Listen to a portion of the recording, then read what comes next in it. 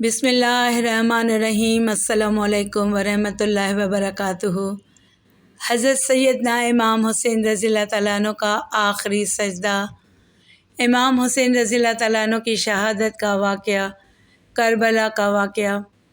محترم ناظرین، ہمیں سے کئی لوگوں کے والدین کا انتقال ہو گیا ہے۔ والدین سے بڑھ کر تو کوئی نہیں ہوا کرتا، لیکن جیسی تکلیف ان کے انتقال کے وقت ہوئی تھی 2-4 سال کے بعد وہ تکلیف مانند پڑ جاتی ہے، بھول جاتی ہے، وہ تکلیف ستاتی نہیں ہے۔ مگر 1400 سال گزر گئے، جب بھی کربلا کا واقعہ سنتے ہیں، جب بھی امام حسین اور ان کے خاندان کی مظلومیت سنتے ہیں تو آنکھوں میں آنسو آ جاتے ہیں، دل تڑپنے لگ جاتا ہے۔ جن کے بچوں کو پیاسا رلایا گیا، جن کی گردن پہ خنجر چلایا گیا، اس حسین ابن حیدر پہ لاکھوں سلام۔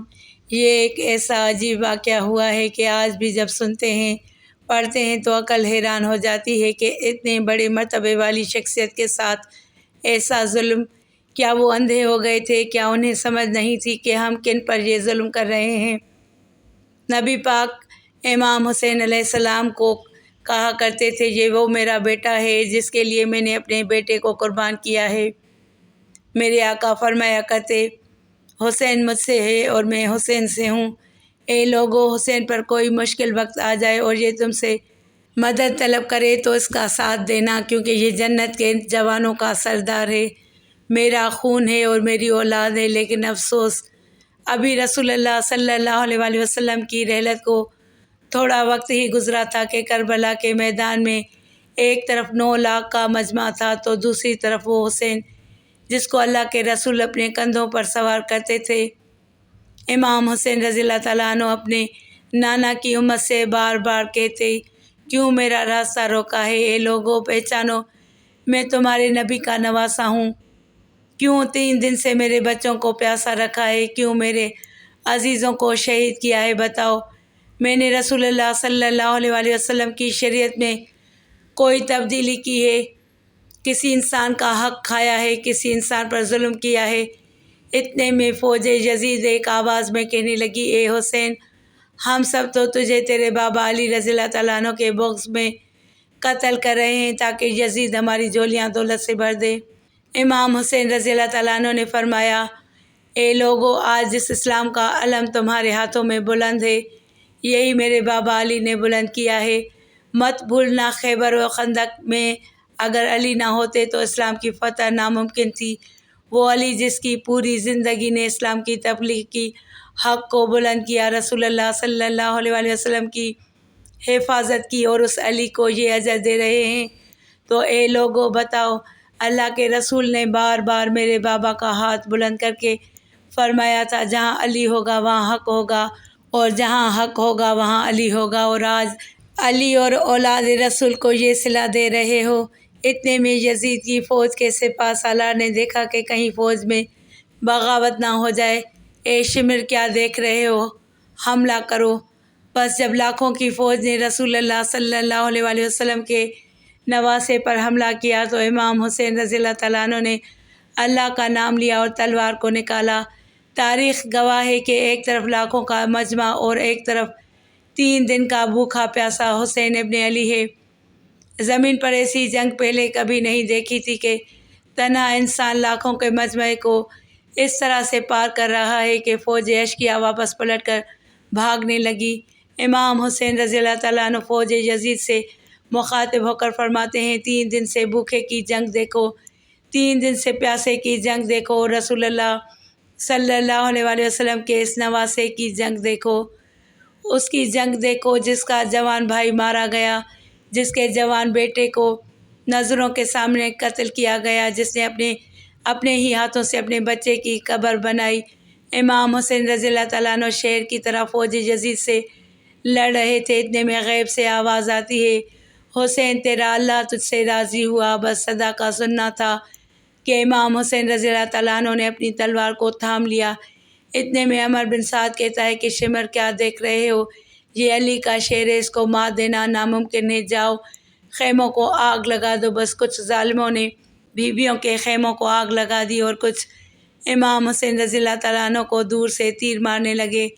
امام حسین رضی اللہ تعالیٰ عنہ کبھی بیویوں کے خیمے کی طرف بڑھتے، کبھی فوج کی طرف جاتے ہیں۔ عمر بن سعد اور شمر نے فوج کو 4 حصوں میں تقسیم کر دیا اور یہ کہا کہ کوئی بھی حسین کے قریب نہ جائے، جس کے پاس جو چیز ہے وہ دور سے حسین کو مارے۔ جس کے پاس نیزہ تھا اس نے نیزہ مارا، جس کے پاس تیر تھا اس نے تیر مارا، جس کے پاس برچھیاں تھیں وہ برچھیاں مارنے لگا۔ تاریخ نے لکھا کہ جس کے پاس مارنے کے لیے کچھ نہیں تھا وہ کربلا کی گرم زمین سے مٹی اٹھا کر امام حسین رضی اللہ تعالیٰ عنہ کی طرف پھینکتا رہا۔ امام حسین رضی اللہ تعالیٰ عنہ کے جسم مبارک پر ہزاروں زخم لگ گئے۔ آپ کے جسم مبارک پر اتنے تیر تھے کہ آپ کا جسم مبارک نظر تک نہیں آ رہا تھا۔ جیسے ہی نواسۂ رسول گھوڑے کی پشت سے زمین پر آتے ہیں، فوج یزید جھومنا شروع کر دیتی ہے، لیکن اتنے میں وہ گھوڑا جس پر آپ سواری کیا کرتے تھے وہ امام حسین رضی اللہ تعالیٰ عنہ کے چاروں طرف گھومنا شروع کر دیتا ہے تاکہ ان تیروں سے اپنے آقا حسین رضی اللہ تعالیٰ عنہ کو بچا لے۔ وہ گھوڑا دوڑ ہی رہا تھا کہ امام حسین رضی اللہ تعالیٰ عنہ کربلا کی زمین پر سر رکھ کر اللہ کا شکر ادا کر رہے تھے، اور وہاں یزید کے مختلف سپاہی حسین رضی اللہ تعالیٰ عنہ کا سر کاٹنے کے لیے قریب آتے ہیں۔ جو بھی قریب آ کے امام حسین رضی اللہ تعالیٰ عنہ کو دیکھے تو انہیں امام حسین رضی اللہ تعالیٰ عنہ کے چہرے میں رسول اللہ صلی اللہ علیہ وآلہ وسلم کا چہرہ نظر آئے، وہ چیخ کر دور چلا جائے۔ اتنے میں شمر کہنے لگا کہ یہ کام مجھ سے ہی ہونا ہے۔ جیسے ہی شمر نے خنجر امام حسین رضی اللہ تعالیٰ عنہ کے گلے پر رکھا تو وہ دیکھتا ہے کہ امام حسین رضی اللہ تعالیٰ عنہ کے لب ہل رہے ہیں۔ اس نے سوچا کہ ہم نے حسین کا خاندان قتل کر دیا اور 3 دن تک بچوں کو پیاسا رکھا، شاید حسین بد دعا دے رہے ہوں۔ سننے کے لیے کان قریب کیے تو کیا سنا کہ امام حسین رضی اللہ تعالیٰ عنہ اللہ کے دربار میں اللہ کی نعمتوں کا شکر ادا کر رہے ہیں۔ یا اللہ، تیرا شکر ہے کہ تو نے اس عظیم امتحان کے لیے تو نے حسین کو چنا۔ اتنے میں امام حسین رضی اللہ تعالیٰ عنہ نے آنکھیں کھولی اور شمر کو کہا کہ کیا تو نہیں جانتا کہ میں رسول اللہ صلی اللہ علیہ وآلہ وسلم کا نواسہ ہوں، میں جنت کا سردار ہوں، حق پہ ہوں، بے جرم ہوں۔ شمر نے کہا ہاں مجھے معلوم ہے۔ پھر آپ نے فرمایا کیوں قتل کر رہے ہو؟ شمر نے کہا تاکہ یزیدی میری جھولی دنیاوی دولت سے بھر دے۔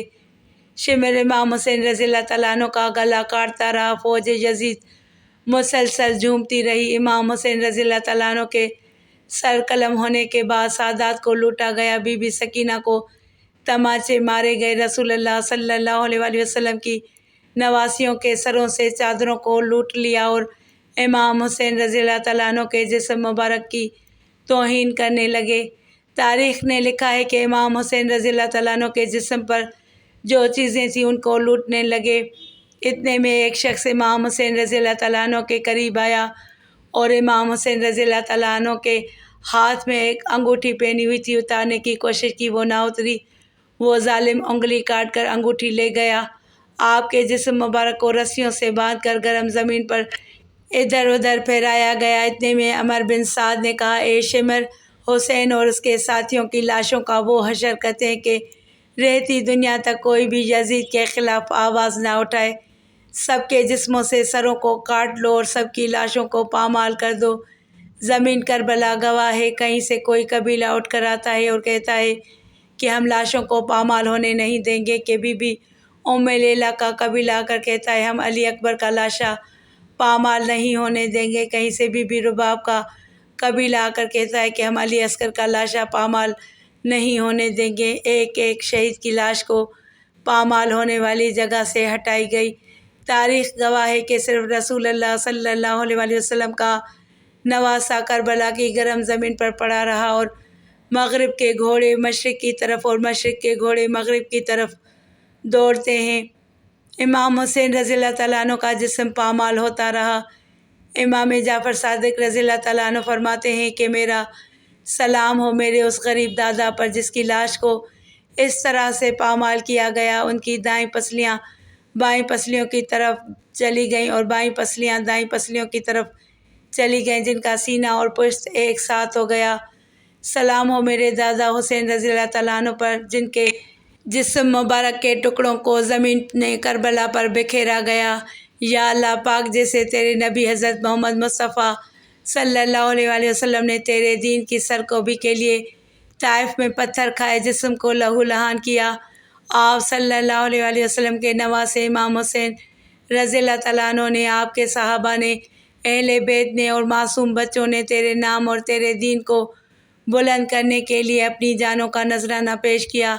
یا اللہ ہمارے دلوں میں دین کی محبت پیدا فرما، حق بات کہنے کی توفیق عطا فرما، رسول اللہ صلی اللہ علیہ وآلہ وسلم کا سچا پکا امتی بنا، آپ صلی اللہ علیہ وآلہ وسلم کے نقش قدم پر چلنے والا بنا دے، آمین یا رب العالمین۔